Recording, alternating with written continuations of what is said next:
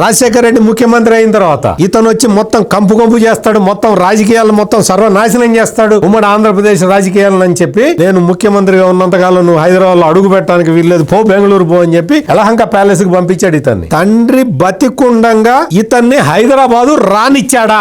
Simple straight question, ఒకటే question. Rajasekhara Reddy ముఖ్యమంత్రిగా ఉన్న 5 సంవత్సరాల 3 నెలల్లో కొడుకుని ఏ రోజునన్నా హైదరాబాదు రానిచ్చాడా? సింపుల్. ఎందుకు రానివ్వలేదు? ఒకటే క్వశ్చన్. ఇతని క్యారెక్టర్ గురించి తండ్రికి బాగా చాలా స్పష్టంగా తెలుసు కాబట్టి, ఇతను ఎంత నేర ప్రవృత్తి గల వ్యక్తో తండ్రికి తెలుసు కాబట్టి ముఖ్యమంత్రిగా ఉన్న టైంలో హైదరాబాద్ రానివ్వలేదు. ఉమ్మడి ఆంధ్రప్రదేశ్ లో అడుగు పెట్టనివ్వలేదు. అడుగు పెట్టనివ్వకపోతేనే లక్ష కొట్టాడు. తండ్రి జీవో ఇవ్వటం, కొడుకు వసూలు చేసుకోవడం. అక్కడి నుంచే తండ్రి జీవో ఇవ్వటం, కొడుకు వసూలు చేసుకోవడం, తండ్రి జీవో ఇవ్వటం, కొడుకు వసూలు చేసుకోవడం. ఈ దౌర్భాగ్యపు రాజకీయాలు చేసిన వ్యక్తి, ఈ వ్యక్తిని ఒక్క ఛాన్స్ అంటే ప్రజలందరూ ఎంత మోసపోయారంటే, మోసపోయి గెలిపిస్తే 5 లక్షల కోట్లు.